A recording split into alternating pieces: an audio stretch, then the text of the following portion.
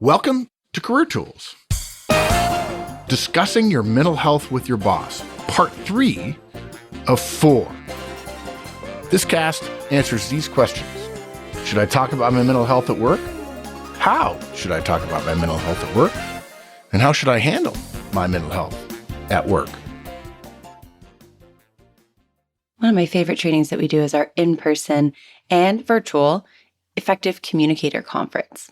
We provide this conference to both our clients and our attendees who are coming to us from all over the world, people who are individuals, any professional out there who is wanting to improve the communication that they engage in every single day was welcome at our Effective Communicator Conference, where you're going to learn things about DISC and DISC profiles and how to utilize that information to tailor the behaviors you engage in when you communicate so that other people can understand you better. You can reduce conflict and increase consensus. So come see us at a Effective Communicator Conference, either in person or virtual. You can sign up online if you're an individual. And if you'd like for us to come to your organization and provide one, we're happy to do that as well. You'll find it on the website, www.manager-tools.com. We are joined yet again by the lovely and erudite Wendy Lord, who sounds like she's not from around here. My parents have been here, so I sound more British to you, but Yes, you do. less and less British to them. Yes, they've been talking about that for several years now. From the moment I got here. Yeah, I've noticed. I certainly have noticed. I mean, it is funny to hear you say y'all, but that's not a common choice you make. But every once in a while I hear it and I say, woo, that sounded like Texas. Well, I think you're closer to me than you are to Land's End right now. Oh, by far, yes. John O'Groats, right? Okay. So this has been, this is our third part. And gosh, this is a delicate subject. And it's probably one of the casts that, in hindsight, I wish we'd have done 8 years ago, right?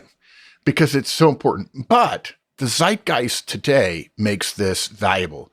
I think 10 years ago, some people would have said we were prescient, and some people would have said, "What? We don't talk about that stuff." Yeah. But now we do, and let's be honest. I hate to be religious, but thank God we do. Okay, so we started talking, and we basically said our first point was you yourself are responsible for your own mental health and conditions. And it's important in these situations not to attempt to use words that you are familiar with that are written about in popular press, but do not necessarily apply to you.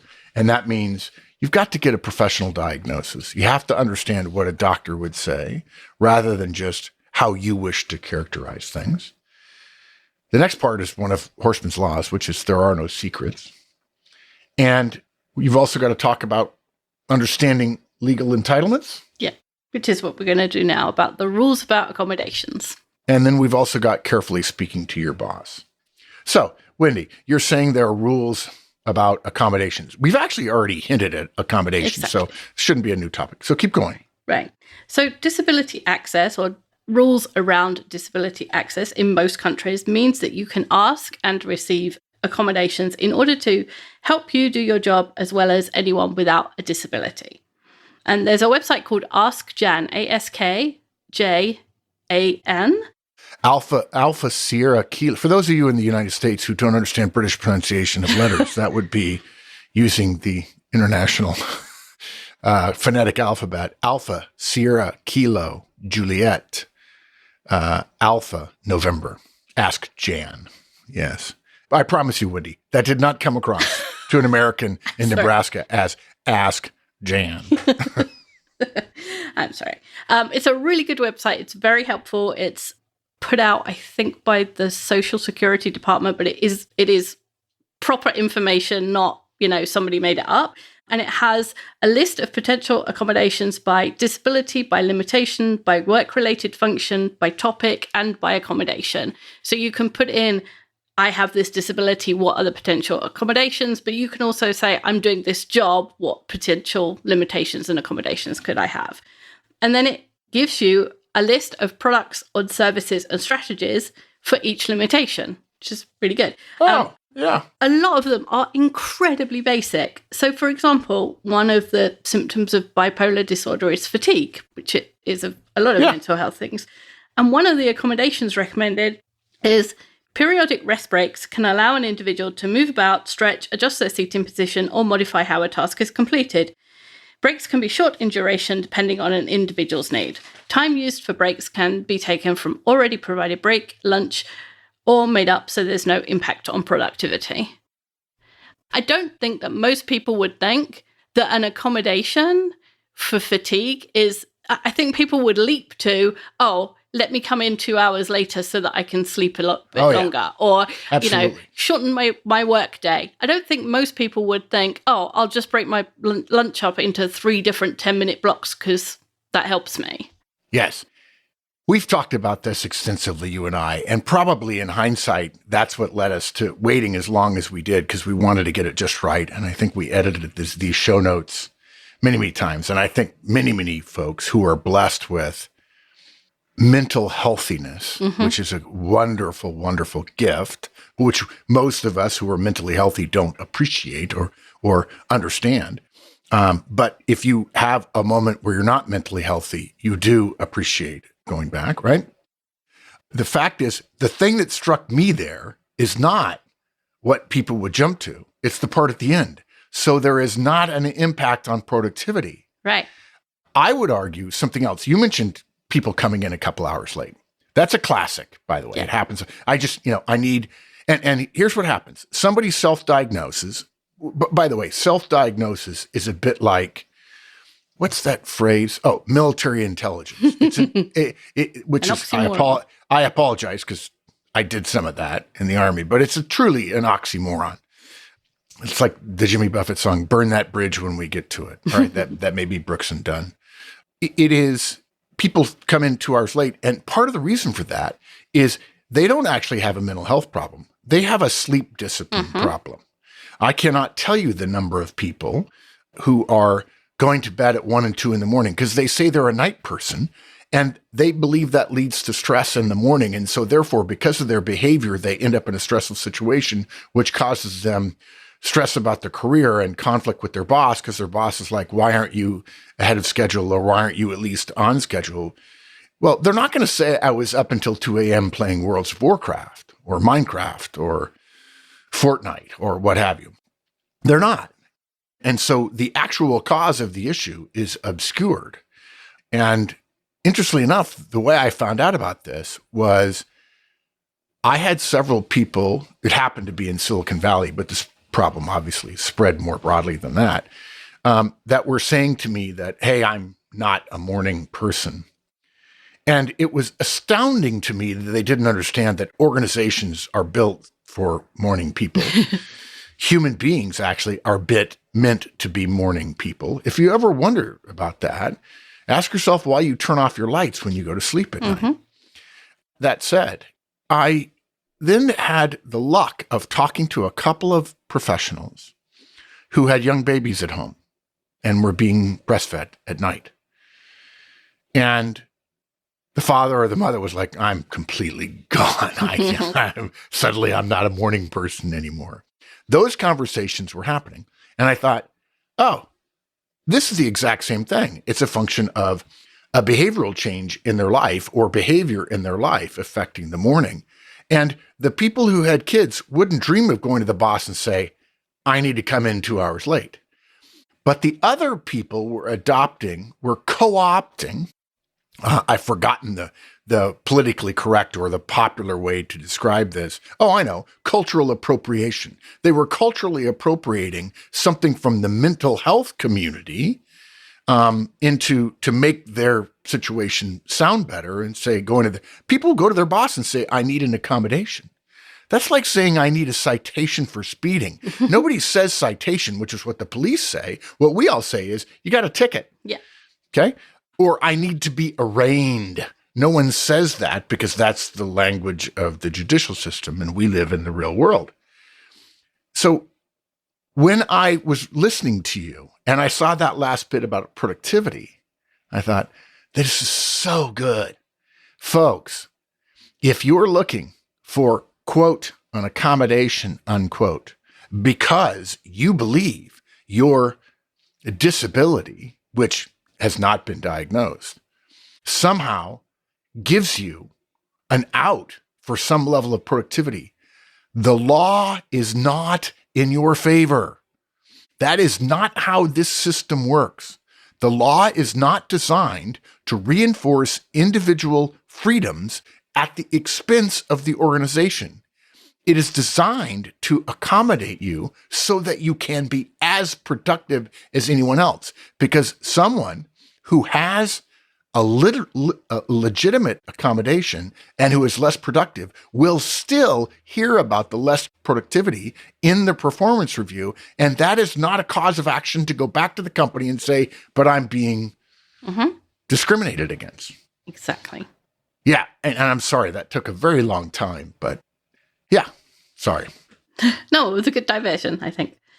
I don't think they think about it that way. So accommodations are meant to allow you to perform to the standard, not allow you to escape the standard for your role.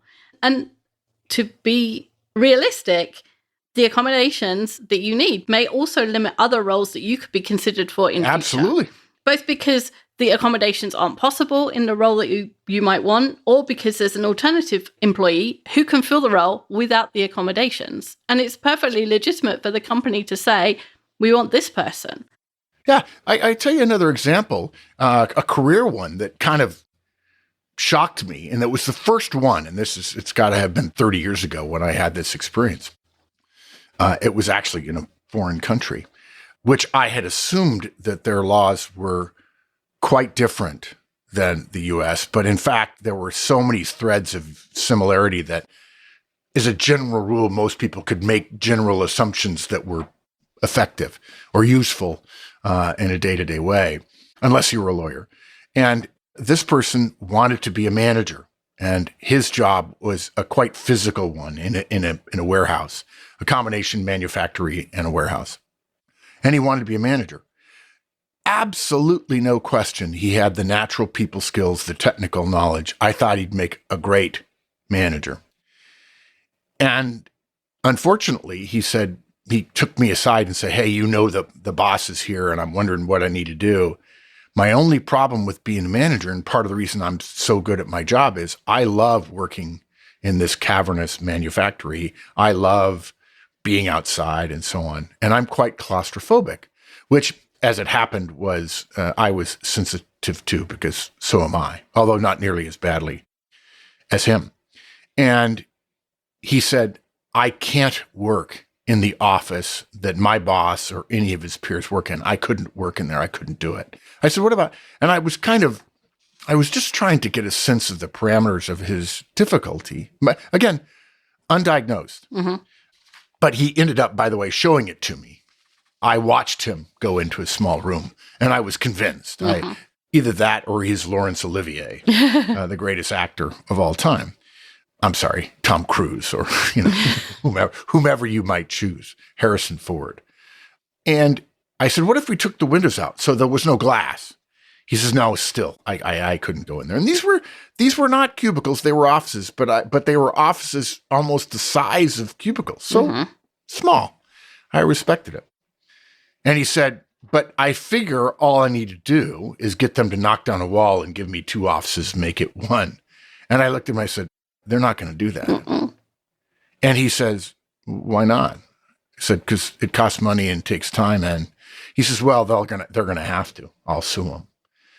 And I thought, and so I just told him, I said, well, I can't tell you what to do relative to your relationship with the company. I will tell you what you will do to your career. You'll end it here if you do that. And luckily, unrelated to my comments with him, I take no credit for this. One of his mentors talked him out of it and said, okay, you need to go to work at a different company that will give you a bigger office if you really want to be a manager. And his mentor, in fact, said, you will be a great manager. And he ended up going somewhere else unrelated to this situation and did quite well. I was quite surprised by the expansiveness of his belief, not knowledge, not wisdom, not study, not research, the expansiveness of his belief of what an organization could be made to do, when in fact, this was a claimed, not a proven, not a certified, but a claimed, a self-claimed, a self-asserted disability that had not been officially recognized. That makes sense. The Ask Jan website has some examples at the bottom of each page, and some of them are legal examples of things that have been given before.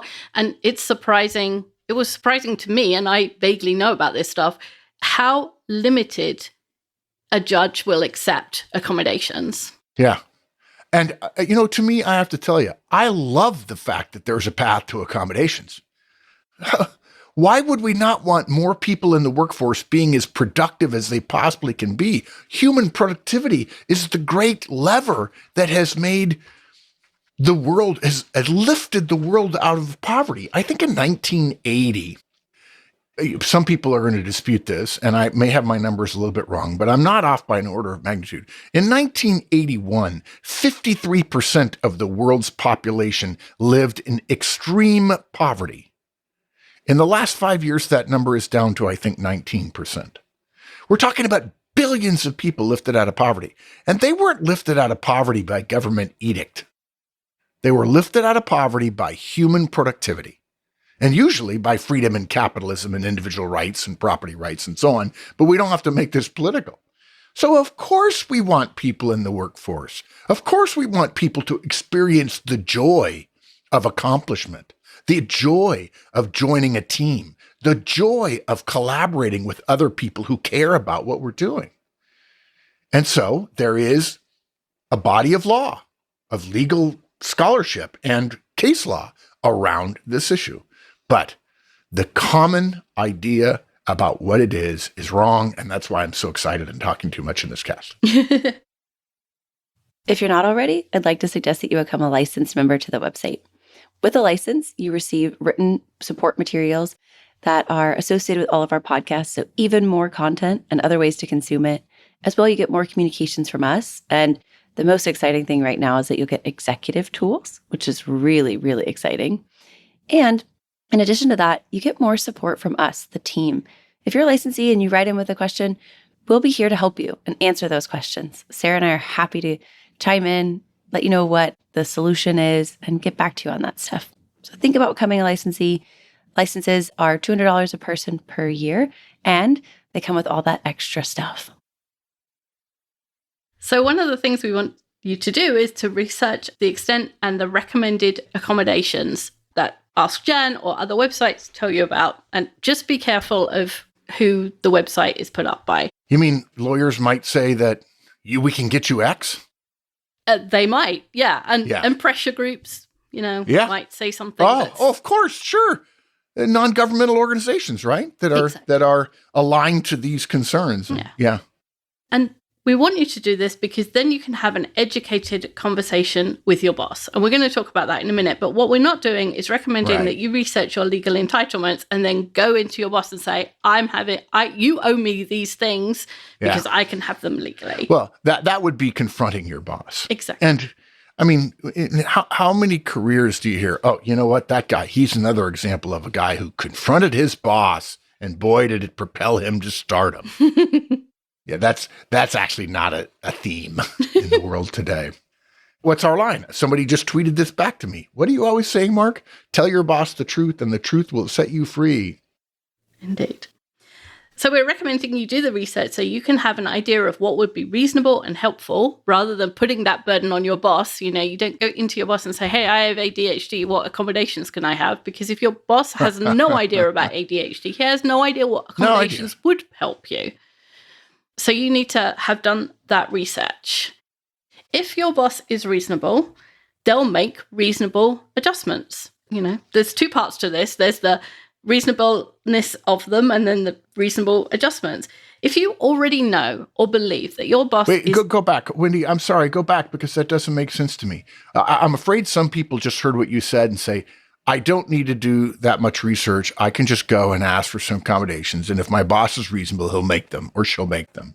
No, that's not what I was saying. Well, that's Thank what I you. said, and that's not what I meant. So, Okay. yeah, my fault. So help me a little bit. So we're going to talk in a second about exactly what to say to your boss and how to have that conversation. I'm trying to give you a heads up, a reality check. If your boss is a generally reasonable person, then hopefully they will be reasonable in this and at least hear you out. If you follow the process we are about to lay out. Exactly. Right. Not just do some research and go talk to your boss. No, exactly. Right. Yeah. Got it. Okay. On the flip side, if your boss, if you believe them to be or they are damaging your mental health, then it's unlikely you're going to get what you want, Oh, really? even if there's a legal justification. I'm sorry. Thank you, Captain Obvious. By the way, I don't think I've ever asked you that. Has Captain Obvious made it to the small No, British Isle that used to rule the world? not that I know of, no. Do you understand the reference? Yes, I do. Yeah. Yeah. So, yeah, I'm just sort of,